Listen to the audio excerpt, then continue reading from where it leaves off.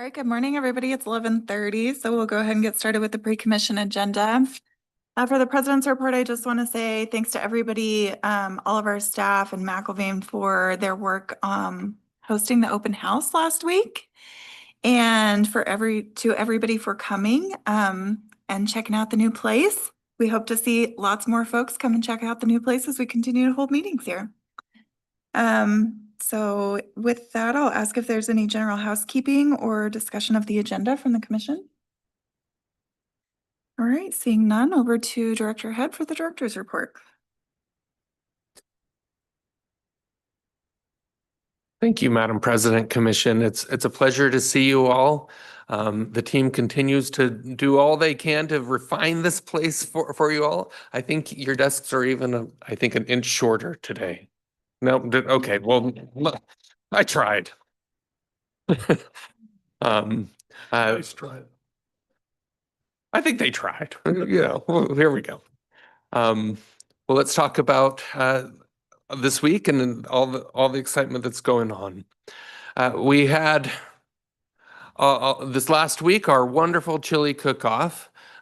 You'll note, I just want to share that our good friend Commissioner Goldthorpe here won second place. We're number 2. This was a fundraiser the team did, and we'll have a check to award here in the near future. But we did a fundraiser as well as, and McIlvain even matched our donation with that. What we raised there to help contribute and make that go a little bit further. So always grateful for the team who participated. It was a lot of fun and a great experience. And thank you, Commissioner, for your participation in that as well.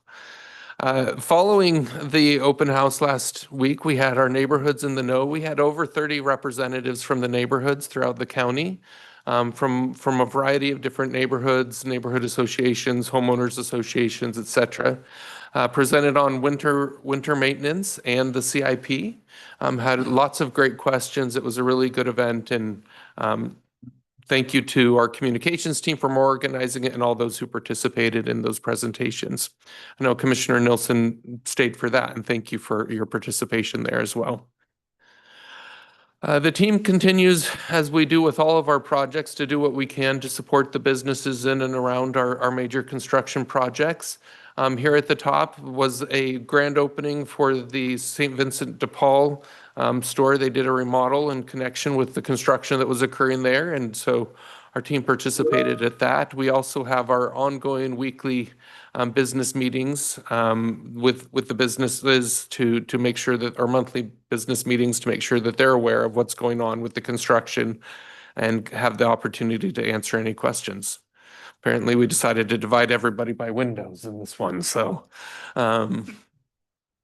thank you again for your participation last night. I do think it was a really great joint meeting. We had some robust conversation. We do have a number of other cities that we are in initial talks about joint meetings, but grateful for the opportunity to participate with Meridian, and thank you to them for hosting. It was a great conversation last night. As noted previously, we are in the middle of what we are calling Refresh and Reset. Here, we're in our second of 3 weeks. We're really focusing in on training and kind of resetting the foundation here with the new building and with the team. This week is all focused on safety. You can see there the variety of trainings that we have going on this week. We've learned with the new building, where do we go when we evacuate or when we have a fire or when and refreshed on our active shooter, and we'll continue to carry on those trainings, making sure the team is fully safe when those events occur and prepared. We also have been doing Stop the Bleed and CPR training. We have cybersecurity. We have the Idaho Commission for the Blind and Visually Impaired who are coming in on Thursday to do some immersive training for our team to give them the opportunity to experience that and learn and respond there.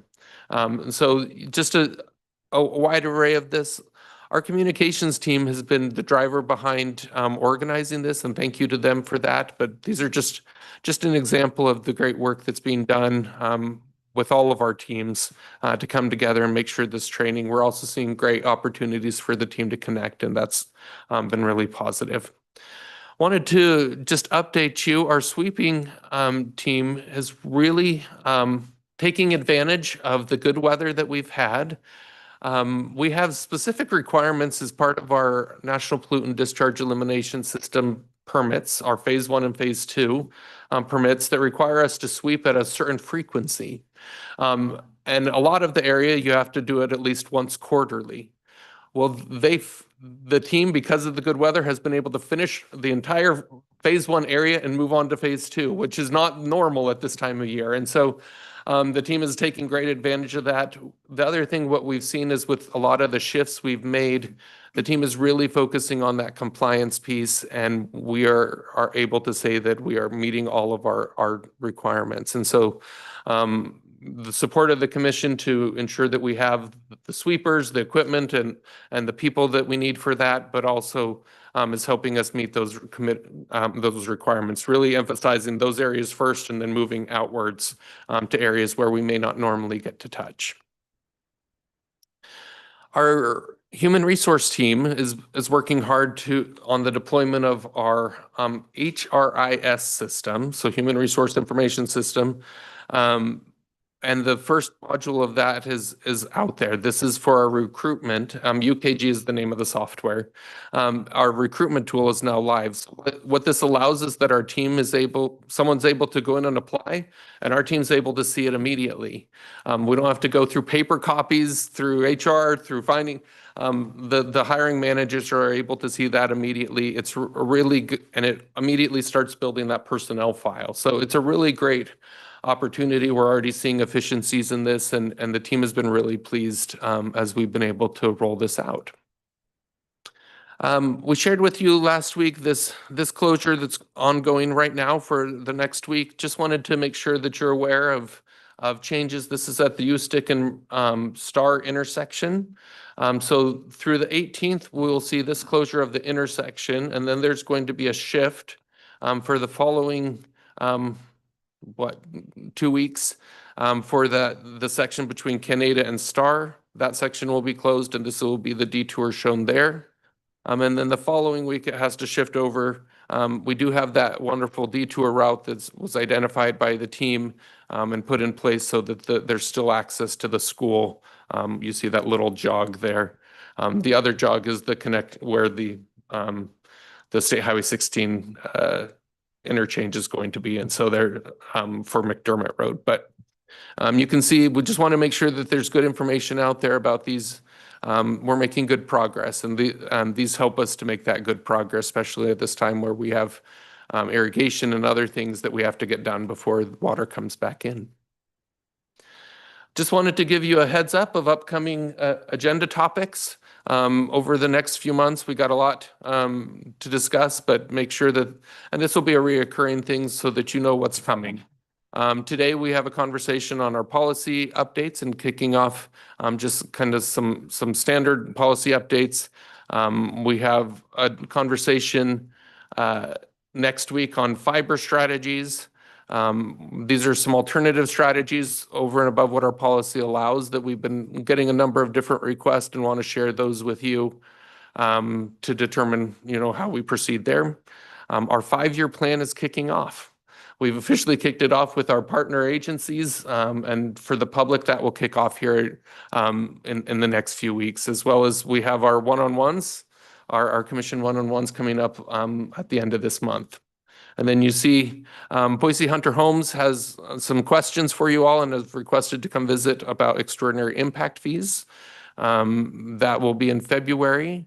And then we have the next step of the Hillside Development Policy, as well as beginning conversations on our fee schedule and updating that. We'll also have some conversation regarding our vehicle registration fee, but that will be in a we'll have some conversations as well that will fall into this time frame. Just giving you a heads up of all the different things. We are closed next Monday for Martin Luther King Jr. Day. We then have a motivational speaker who's donated time to come visit with the team, Rhonda Conger, on the 20th. That she's going to give a presentation on change. That's part of our refresh and reset. You're all welcome to come join us at the TOC. It says all staff. It's not going to be your traditional all staff. She's the speaker. So I learned actually at the last all staff that the team likes it when I diversify and let other people speak. So I guess this time we're just turning it all over to someone else. But lots of additional tours and other things coming up. We're bringing our advisory committees through the Traffic Operations Center, as well as some other groups you see there. With that, commissioners, I'll stand for any questions. Thanks, Director. Any questions? Commissioner Nielsen? Yeah, Ryan, thanks for the update. You know, one thing I noticed talking about the training going on, is there like a defib unit in this building and a first aid kit that the commission should know about? Whenever there's public here, I always want to know the lay of the land or in case there's an incident.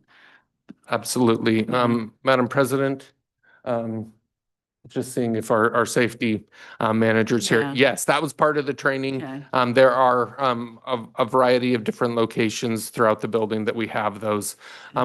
We can provide that, at least a map to the commission and kind of an Yeah. overview of that training of where those are. I guess at this point, they're so self-explanatory. You just have to turn them on and it tells you exactly what to do. Exactly. But yeah, we do have, I think, 4 of those within the building. Okay. Thank you. Any other questions? All right.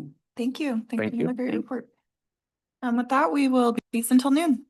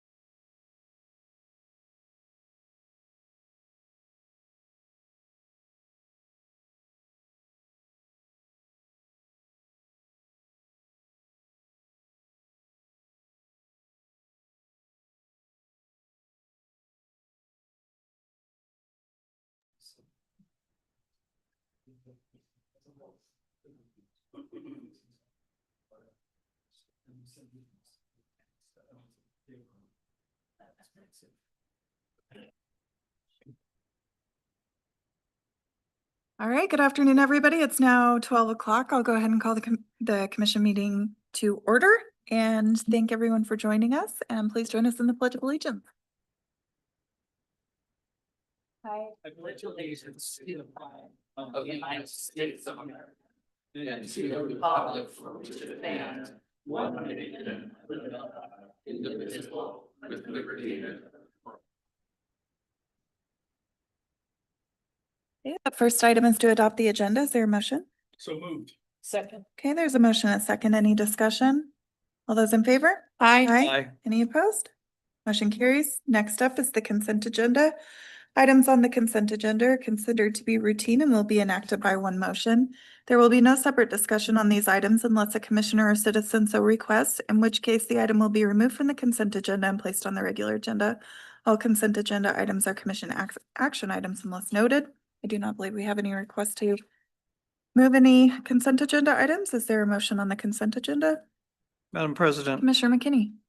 I move that we approve the consent agenda as presented. A second. All right, there's a motion and a second. Is there any discussion? Seeing none, all in favor? Aye. Any opposed? Motion carries. Next up is the regular agenda. First up on the regular agenda, we've got an authorization order of condemnation, Cole Road, Victory Road to Overland Road, project number 523006, parcel 22. And welcome Dave Surter.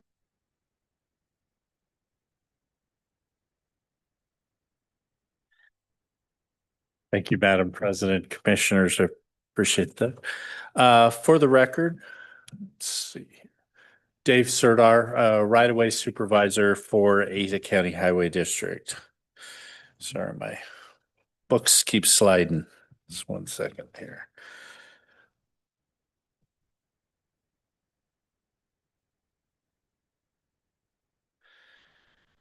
This is a decision briefing. I'm sorry, I just realized I forgot to open the public hearing. This is the public hearing, so I'll go ahead and open that. Okay. Okay, now back to you. Thank you, Madam President. For the record, David Serdar, right-of-way supervisor for the Ada County Highway District. This is a public hearing and condemnation briefing for a property on Cole Road, Victory to Overland. It's the pavement management project. This project is part of ACHD's adopted 2026 to 2030 5-year plan. Construction is scheduled to begin in April of this year. This property is actually located just south of I-84. It is on the Cole Road, just kind of southeast of Costco. That big roof you see there is the Costco. Right on Century, you see Century Way there. This is a more close-up view of the property. This property, the kind of green is the temporary construction easement. The yellow is the permanent easement. This property is actually already encumbered by an ACHD slope easement. The work that we're doing is necessary to make the intersection ADA compliant.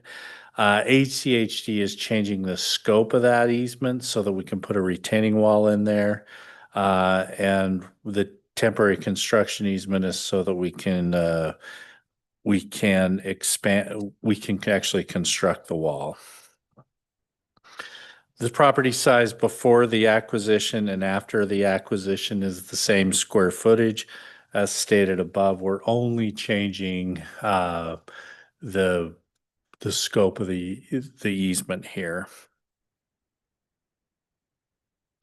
ACHDA staff originally mailed the offer on April 4th, 2025. ACHD staff has been working to make sure that the existing use of the site is not impacted from this easement and from our work there, so that the property owner can still get into the back and their tenant. ACHD has been communicating with their attorney, and recently we've been told that the property owner has no problem, but they still have to get approval from the tenant. Due to the timeline on this, we will continue to work with the property owner's representative to reach a resolution, but we do need to move forward due to the timeline on this project. It is staff recommendation that you declare the acquisition area as necessary for the project as a right-of-way for the public use, authorize staff to proceed with the condemnation action, and execute an order of condemnation for the acquisition area. I will remain standing for any questions. Staff will continue, as always, to work towards a resolution before any court action is filed. Madam President? Commissioner Pickering? Yeah, thanks, Dave. Appreciate your work on this. Could you just highlight, I noticed that there's that small temporary easement in the southern part by like Lemhi. Is that so you said ADA compliance. So is that intersection and that crosswalk gonna be improved as well? Or could you just speak to that southern parcel piece there? Madam President, Commissioner Pickering, I'm actually going to turn that portion over to Brian. Okay. Brian McCarthy, the manager of right-of-way and project management. Commissioner Pickering, on the southern corner, that would be construction of the ramp for the other roadway. I'm sorry, I can't see the Lemhi. Lemhi. So that would be for construction of the pedestrian ramp for that roadway. The main concern is up on the north side of the property for the ramps there and getting sufficient ramps, but also landing areas and walk-arounds around the ramp. And that's where the additional area comes into play. Yeah, it's not a very user-friendly intersection for all users, I would say. So I appreciate your guys' work on this. Any other questions for Dave? Commissioner Goldthorpe? Sure, how much we paying them for this? Probably less than they're paying for Moyer, right? Madam President, Commissioner Goldthorpe, that is a correct assumption. All right, no other questions for staff then. Is the property owner here to speak on this item? Okay. Seeing no one here for that, this is a public hearing, so is there anybody from the public who would like to speak on this item? All right, seeing none, I will go ahead and close the public hearing and bring this back to the commission. Madam President, Commissioner Pickering. I move to approve the authorization order of condemnation for Cole Road, Victory Road to Overland Road, project number 523006, parcel number 22, as presented. There's a motion and a second. Is there any discussion? Seeing none, all in favor? Aye. Any opposed? Motion carries. Next up on the regular agenda, we've got North Avenue F vacation, public hearing and adoption of resolution number 2452, request for approval. And I think this would be Dave Serdar again, but we've got a request to defer this item. Remand it back to staff, Diane. Yes, Madam President, Commissioners, staff is just asking to remand this back to staff. And definitely, do we need to open the public hearing to do that? No. Okay. Yes, we're just working with the city of Boise to change the dimensions of the vacation, so that will require us to renotice it and start over. So. Okay. Is there a motion to remand this item back to staff indefinitely? So moved. Second. Okay, there's a motion and a second. Any discussion? All in favor? Aye. Any opposed? Motion carries.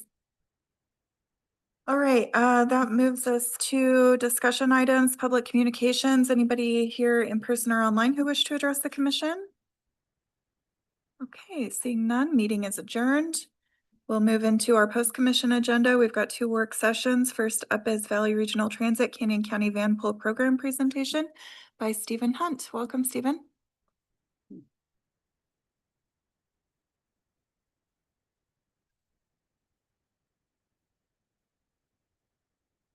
Good afternoon, Commissioners. Stephen Hunt, Chief Development Officer of Valley Regional Transit. And I'm here to talk about the Canyon County Vanpool program that we're working on. I guess I've got this here. So today's presentation will just go over Vanpool in the Treasure Valley first, and then why we're talking about a Canyon County Vanpool program, what the project proposal is, how we developed it, and the project schedule. So as you all know, in the Treasure Valley, the current Vanpool provider is ACHD Commuter Ride. It's the longest multi-vehicle Vanpool program in the country, 30 plus or 50 years. And they provide service to, through, and from any trips in Ada County, to, through, or from Ada County. And that limitation is in state statute. There are currently about 86 Vanpool routes, over 800 riders using the commuter ride program today. Canyon County, we're looking at a Canyon County Vanpool because it would complement commuter ride by providing service that does not touch Ada County, but does serve Canyon County. We'll get into that a little bit more here. So with Ada County Highway District's commuter ride program providing services to, through, or from Ada County, the gap that we've identified with our Canyon County partners is any service that would be any trips that are going to Canyon County or are within Canyon County or are from Canyon County to Malheur or Gem, Payette, Owyhee, even up into Weiser, Washington County to the north there, those would not be eligible rides in the commuter ride program. We have been working with our Canyon County partners, mostly Caldwell, but also some in Nampa with growing employment centers, and those employment centers drawing from areas outside of Ada County. There's an interest in having Vanpool as an option for residents in Canyon County. Some of the larger employers in the area that have been growing in Canyon County include Amazon warehouses, Lactalis, Amalgamated Sugar, and others. And in Caldwell specifically, the North Park industrial area. So we are proposing to fill this gap by having a Canyon County specific program that leverages private partnerships and uses private partner value as local match, meaning that we're not asking for additional local funds from our Canyon County partners to bring Vanpools at a lower cost to the residents of Canyon County. We developed this proposal in close coordination with ACHD Commuter Ride. Beginning actually all the way back in 2022, we had a regional Vanpool study that looked at how Vanpool operates in the Treasure Valley. We identified this gap of service. We also looked at some of the other ways that transportation and travel are changing in the valley and how Vanpools might be able to change in the future to better meet travel demands. We also identified the opportunity to work with private industry in this. There are private Vanpool providers that are able to provide Vanpool services. We put out an RFQ for that in late last year. Again, we worked with ACHD Commuter Ride on reviewing that proposal, ensuring that the proposal is complementary to the services that are going on in Commuter Ride. And those proposals are due today. This afternoon is when that closes. And we will be working with Commuter Ride to ensure that the launch of the service and ongoing operations remains clear and cooperative. Specifically, what we're looking at doing is hiring a turnkey Vanpool provider that would own and operate and maintain all of the vehicles. They would provide necessary insurance and licensing. They would conduct outreach in Canyon County in partnership with VRT and Commuter Ride.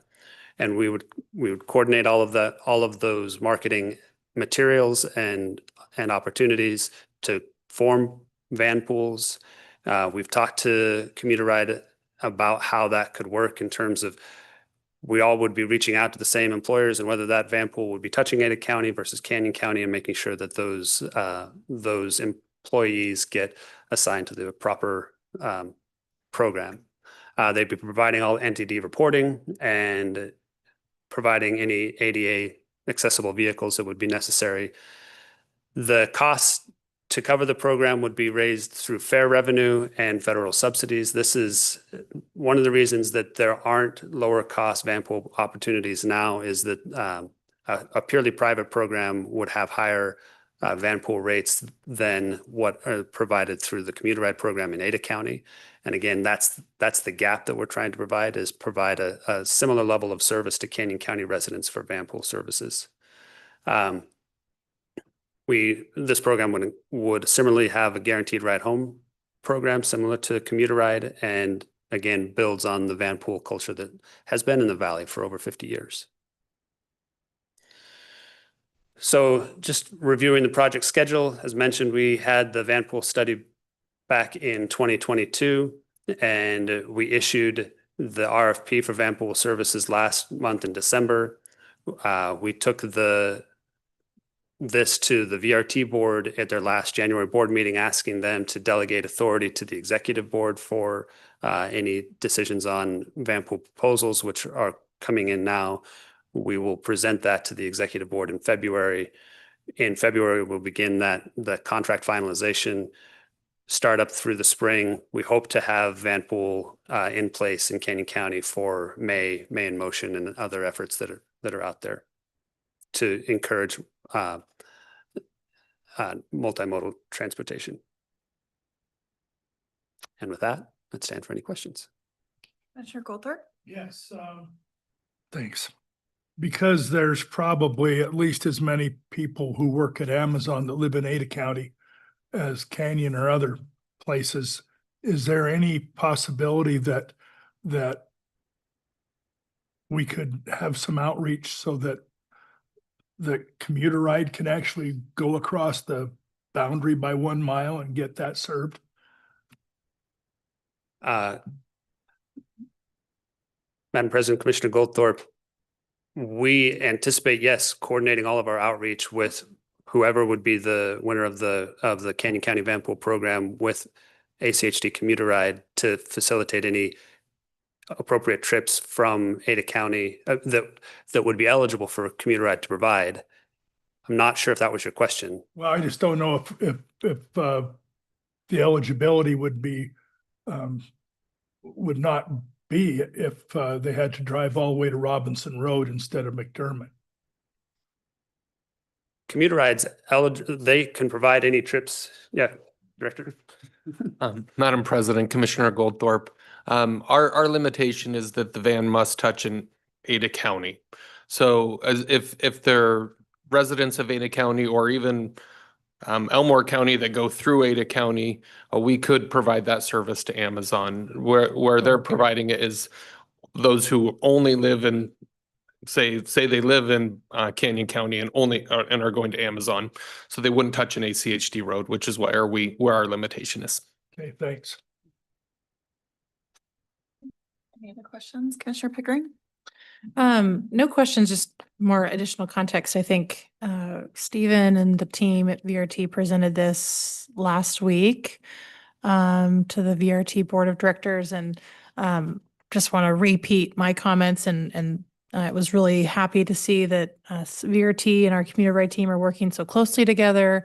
As someone that worked a lot in Canyon and Gem and Payette and Owyhee counties, this service is so needed. And so just really applaud VRT for exploring this and standing up complementary programs that can be easily identifiable as different, but also aligned and working together to obviously serve the same mission, but just different populations. So just really like the intentionality that VRT is going about with this, and yeah, excited to see who gets the award.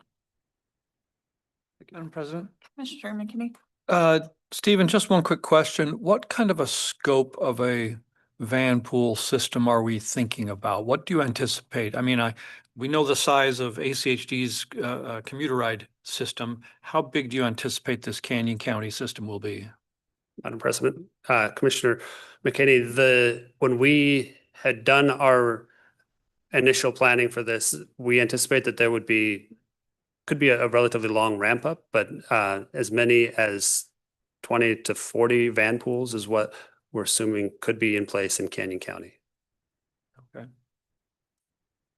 Commissioner Nelson? Yeah, Stephen, I think 2022, I was actually retired that year. But is that study available on the VRT website, the Vanpool study? Madam President, Commissioner Nielsen, yes, I believe it is. Okay, whatever. And I just want to echo Commissioner Pickering's, having worked 8 years in Canyon County, this is wonderful. And I want to read the study to see how it intersects with, I think there's a lot of park and rides existing or planned in Canyon County. And then I guess one other question is, over time, will you be looking for some employer contributions to support if it goes to one of the major employers to help offset some cost, or is it totally going to be paid for by the Vanpool riders with the federal subsidy? Madam President, Commissioner Nielsen, right now, we're just looking at, using the federal subsidy and Vanpool fares, Vanpool rider fares. Is there that a doesn't plan to include ask maybe? Or, Yeah. other arrangements in terms of fair payment. Yeah, that's what I would say. If it gets traction and you have more than one even going to an employer every day, it seems like it would be good to ask them for that. Yeah. Yeah. Commissioner Goldthorpe? Right along those lines, because I know we have a rather well-developed employer. Mhm. I mean, that Tools there. will definitely happen. Mhm. And I know the demographic generally of the folks that work at Amazon is much younger than probably across the street at Lactalis. Hmm. But so I would imagine because of everything that I've learned in the last 11 years about transit and the Vanpool, that should be a much easier employer to get participants from than probably anyone else in Canyon County. So I hope the plans are to hit them hard. Any other questions or comments? Well, thanks so much for the information, Stephen. This obviously fills a need, and we wish you a lot of success as you choose your provider, and look forward to updates as this moves forward. Thank you, Madam President, Commissioners. Thank you. Okay, next up on post-commission agenda, we've got another work session, ACHD policy discussion. Welcome, Director Head. Thank you, Madam President, Commission. Today we're here to kick off a discussion on some of our policy updates. This really is what we are calling kind of an omnibus policy update, where we are going through and updating policies to match current practice. There are a few areas where I will highlight today, but we're going through the entire policy manual at this time. Our development policy will be coming separately. You've already heard some discussions about that through the Hillside Development Policy, but every other one of our policies, all 9,000 sections that there are, will be what we're covering today. And really the intent of today's conversation is to introduce what some of those changes are.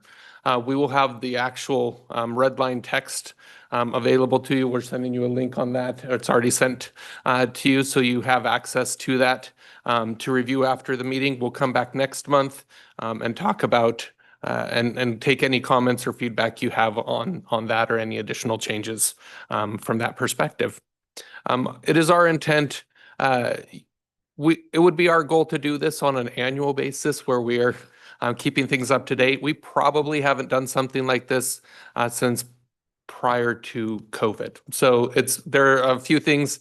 My absolute favorite policy that I found in here was a requirement that we must have the floppy disk before we install any softwares on our system. So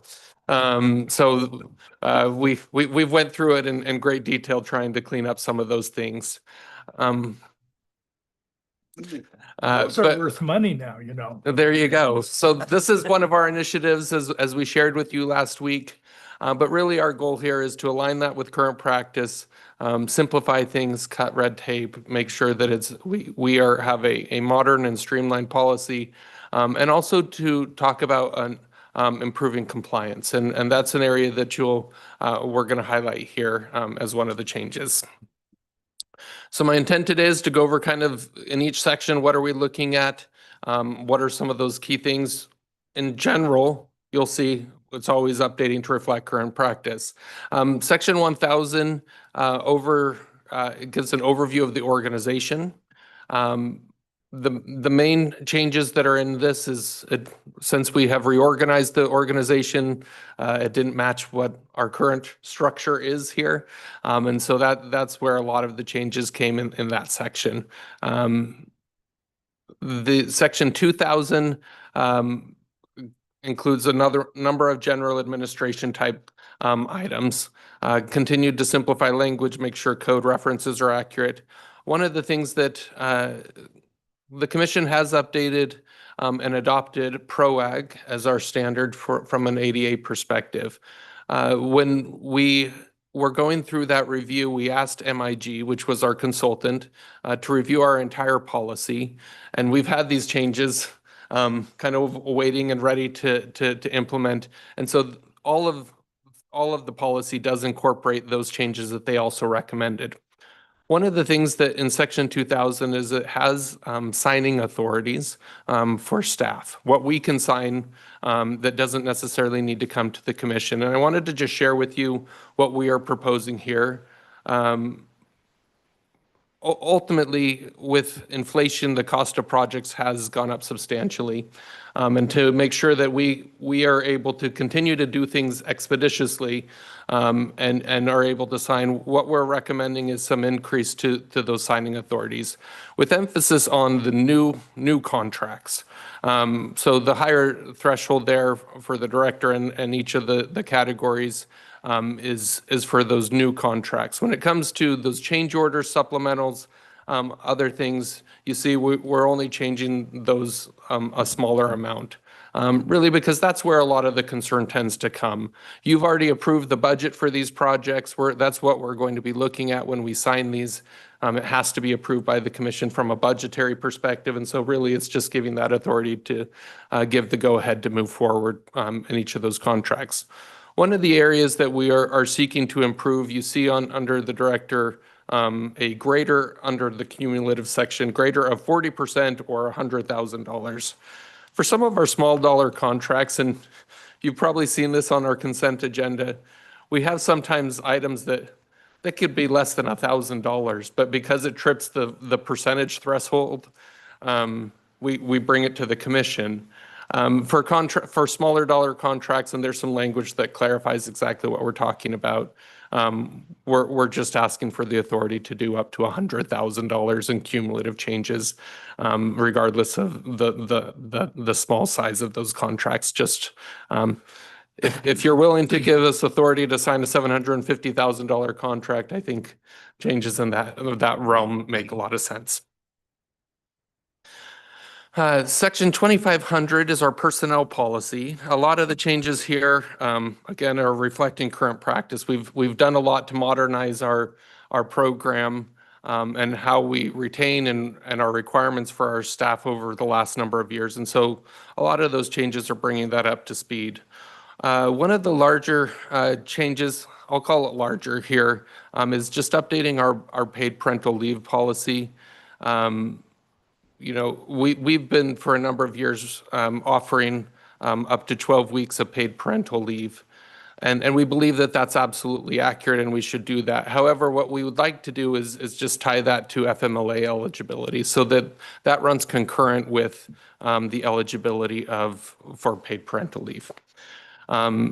Otherwise, we've had a few situations where it didn't quite work out and the way the policy was working. And so this would help us fix that. For current employees for that first year, we would grandfather them in so they're not impacted if they're expecting at this time. The other thing that we did here is we took out the details of our incentives program, giving that discretion to the director to really adjust those programs as needed for the team. The budget for those programs are approved by the commission as you approve our personnel budget as well as specific budgets within our HR program. And that just gives a little bit more flexibility to modify based on the needs of the district moving forward. Section 3000 gets into project design. You'll see a lot of these things when you get into project design, development of projects right away. A lot of this is just updating references, making sure they match. Under 3100, you'll see that we incorporate that LTS target of 1 or 2. And that you have to provide justification for that. That was incorporated into our development policy, but this is bringing it into all of our projects and making sure that that's our target. It's really current practice, but just incorporating that into our policy manual. Section 5000 and all the 5000s are all related to traffic and transportation. One of the things under traffic engineering is that there's some clarification to our lighting standards, making sure that those meet our current practices there. I don't think there's anything else real specific in here that's a major change from current practice. 6000 is where we introduce probably the largest change within these policy proposal. And this is our construction and permits and inspection section. One of the largest areas of concern that we hear is related to temporary traffic control, whether it be cones and signs that are placed in the right of way for extended periods of time and don't get cleaned up, whether they're placed improperly.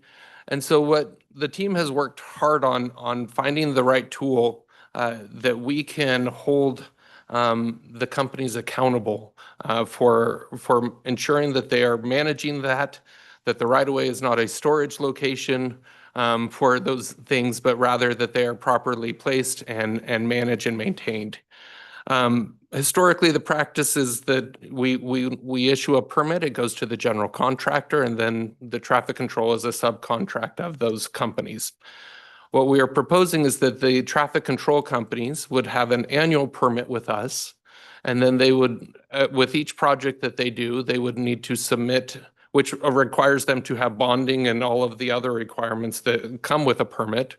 And then they would have submit a plan in connection with each permit that they are working on. They would be responsible for ensuring that they would have a certain amount of time prior to the project that they could install it before construction starts, and it would have to be cleaned up within a certain amount of time upon notice of completion. They would also have the responsibility to ensure that it is inspected on a daily basis and twice a day, and keeping logs of that. This really is an area where this has been the expectation.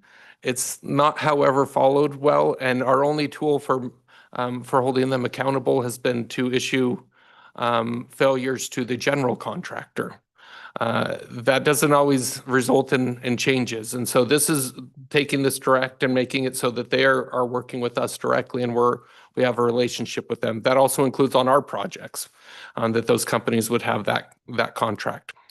Commissioner Goldthorpe. Before I get, is this also the section where we might be able to incorporate fines on this, or for construction screw ups like we've seen years past on Cloverdale and 5 Mile? Thank you. Madam President, Commissioner Goldthorpe, in this section, there are some increased fines up to in some areas where if they fail to do it without proper traffic control, or if the general contractor does it without proper traffic control, or these companies are failing to maintain, there are significant fines, up to $5,000 a day in some categories. So depending on that. When we review the fee schedule, we'll also be taking a look at some of those types of things as well. But this is where that's coming into place, which is that's an increase and definitely allows us a little bit more leverage to encourage compliance. So that is the proposal there. That will be, we think that this is going to give our inspection team great support, because that is definitely the area where they receive the most comments and complaints and concerns, and ensuring that people who are properly trained are installing and inspecting and ensuring that those things stay.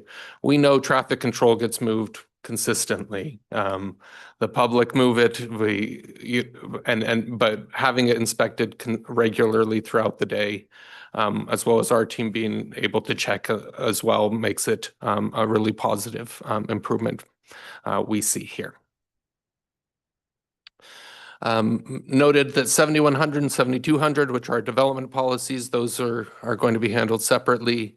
8300 is related to construction site discharge program. This is a part from our environmental department and related to how we manage stormwater on site. And it gives some improved best management practices in this. So it's a really positive update. And then lastly, we have our maintenance services, which is really just, I think, a one sentence that's being modified. It's a one-page section of policy. So that, as an overview, those are the changes that we are proposing. We will give you the direct items. Our plan is to come back on February 11th to review any comments and take any additional modifications and edits. We would have about a 1-month public comment period and would be looking towards mid-March to bring this for adoption. And then the effective date is 30 days after that. With that, happy to take any comments today. If there's anything that you want to ask, did we get that included or did we miss anything? Or if you want to review and then bring those back on the 11th, we're happy to do that. With that, I'll stand for any questions. Madam President? Commissioner Pickering. Yeah, thank you, Ryan. This is really exciting. I think just as a recap, we did have a deep dive as a commission, gosh, 3 or 4 years ago. And so I haven't had a chance to look back at my notes at some of the other things that other commissioners brought up when we had that big workshop. But one thing that comes to mind consistently with some of the conversations that I've had with staff and with partners is like our tree canopy policy in the right of way, but we don't maintain the trees. I haven't looked at the policy recently. So if there is any updated language around how we partner with municipal or land use partners to bring those online, I'd be curious to see if that needs to be updated, as well as working with, I believe, Erica's team, because there's been so much more science and like different types of projects around water treatment, Silva cells, like all of those different types of things and permits, I would assume too. So I'd be curious if there's anything in that environmental impact aspect of our projects and work that also need to be daylighted and brought up to speed. So that's one in particular I was curious about, Ryan. Yeah, Madam President, Commissioner Pickering, a lot of that we addressed when we updated and put in the path. In a big part of that we addressed when we did the pathway policy and implemented wider buffers, encouragement and expectation that there would be street trees as part of projects. There is within, I think it's in section, I can't remember exactly, it's in 2000 or 3000 that addresses our cost share policy with other partners. Right. I don't believe that we have any modifications to that policy that we're proposing at this time. Okay. We've definitely, from a practical perspective, begun to utilize a tool that's given in there, which is where we are allowed to take the cost of what we were going to do and give it to them as a credit. And that's been a greater practice over the recent years. So I don't know that necessarily there's a policy change required with that. However, that's where you would find that Madam President, conversation. So as you're looking at that, if there's something we missed. Yeah, I think I really appreciate you making the distinction, right? That some of those things don't need to be updated in policy, right? But as long as we have the flexibility within the policy to allow those processes to adjust and flex, Yeah. In the spirit of that policy, I think that's what I'm looking for. Thank you. Commissioner Nielsen. I love amendments, amending codes. So I'll just get that out right now. Hey, one request that's helpful. You sent a red line. I always like to have a red line, but also then the clean version, just to make sure it flows. Because if it's really bleeding heavily, that it's hard to read. And I always like to look at the clean version through it as well. Just separate PDFs is fine. I don't, and then I always found it helpful as you go through an amendment where there's different stakeholder groups, you know, who might be concerned with one section versus another, is to start identifying those. And there's probably been outreach to some, but it'd be nice to have, to read in the staff report in March at the adoption, who did we engage with in these sections, or these changes? And then what did they say? You know, maybe it's just public comments come in, but have we done any specific outreach or identified a need for training of new processes with some of our permit holders or other stakeholders? Madam President, Commissioner, we definitely have begun to engage from the traffic control perspective Right. on this. I think we have a pretty good idea of what the response would be. Yeah. Most of the policies and the vast majority of sections, with the exception of that permit section, are all just internal operations. And that's why we're just updating them to meet current practice. And so those we haven't really taken out to a variety of groups, because really we are the stakeholders there. When it comes to that, we are planning through this public comment period to make sure that they are notified that we are going to be implementing this, but I don't think we're really asking their perspective on this. We believe that compliance is something that we need to improve on from our regulatory requirements, as from both the ADA side as well as the public safety side. When it comes to our development policy, that is one we definitely take out heavily, and take out because that affects a lot of agencies who build infrastructure for us, and that is definitely being done. They've gone through 3 rounds on the hillside policy already, and we'll be taking those other updates out as they go through that. But for the most part, we feel comfortable with what we have and just doing a public review period for that month long, so people can provide us feedback during that time. Are there any other questions or comments? I just have one other Go ahead, question. Commissioner You Nelson. know, on the changes to the contracting authority, I always feel as a commissioner, I should be aware of major things going out. But do we have, usually I will look at some of the larger jurisdictions that do a lot of contracting will have in their purchasing department page, what's open, what's closed, you know, what's awarded. And then you can dive deeper if you want to. Do we have something similar to know what's being approved? That's Madam President? transparent, you know, does that make sense? Yeah, sure.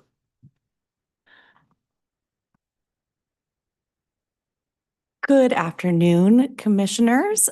Commissioner Nelson, actually, it's funny you brought this up because this is actually something that we just decided as an executive team that we wanted to pilot. So my team has recently created, and then with the help of Sherwin's team, we've created a new webpage that will house all of our public updates. Anything that we are required to put into a newspaper, we will now put onto this page. So any public notices. So that would be Perfect. bid openings, public hearings, all sorts of things from different departments. So we've built it. Sherwin's team is going to manage it in procurement. And we're interested to see how it works as we continue to move into the digital era, hopefully with those things, possibly maybe statewide at some point. So we want to see how it works. So Okay. does that meet the need that Yeah. you are looking Yeah, for? yeah. Perfect. Just a- So, Not in the weeds, but just a yep. list. Yeah. So basically. anything that Yeah. would go in the newspaper, Mhm. can't imagine that you're not reading the newspaper every day. So anything that would go in the newspaper Several um, newspapers, actually. will be going on there. And then I expect that that'll probably roll out by the end of this month. Okay. So, yeah, Awesome. Thank you so much. absolutely. And then one last question, Madam President. So the changes to the personnel policy, is it set up in ACHD where we have the policies in the policy manual, but are they then linked to a handbook for employees? Do you understand there's a continuity, or there's a link of the policies that are in the manual? Is there a separate handbook that gets into the weeds kind of for employees? Madam President, Commissioner Nelson, And I we should do know have, the answer to that. I think I have one, but. we do have a handbook that goes through all the different benefits and different, all of Okay. that. This section actually is our personnel policy and personnel handbook. So employees are expected, as we update this, to sign and to commit Yeah. to those policies in there. So it includes everything from our PTO accruals and how we handle different types of leave. It includes conflict of interest and all of those types of policies as well. So Okay, it's just a, if I see a dress code, my head will explode. uh, There might be a little Madam something, President, but. let me actually let you know that the dress code is being simplified from multiple sections to say dress appropriately for work. So Excellent. and so it's Okay, yes, no, there was very specific guidelines in that policy which we laughed at as we went through it. So being removed. awesome. Thank you so much. Mhm. That's all I have. Great, thanks very much, Director. This is an important update. There's obviously a lot of outdated stuff and things that need to be aligned with our current practices and to help clarify also our expectations. And so I really appreciate all the work that's going into this omnibus update. Yeah. So we look forward to the next discussion in February. Nope. If I can, And- just on that point, while you're going through your review of the policy manual and you see changes that you would like to Yeah. propose, you can just write them on the red line Mhm. and then send them to me or Scott, and we'll put those together. So when you have a hearing on the 11th, then we can go all through those. So Yeah. I think it'll simplify the process. All right. Okay, sounds good. With that, that's all the items for today, and we'll see you all back here next week. Right.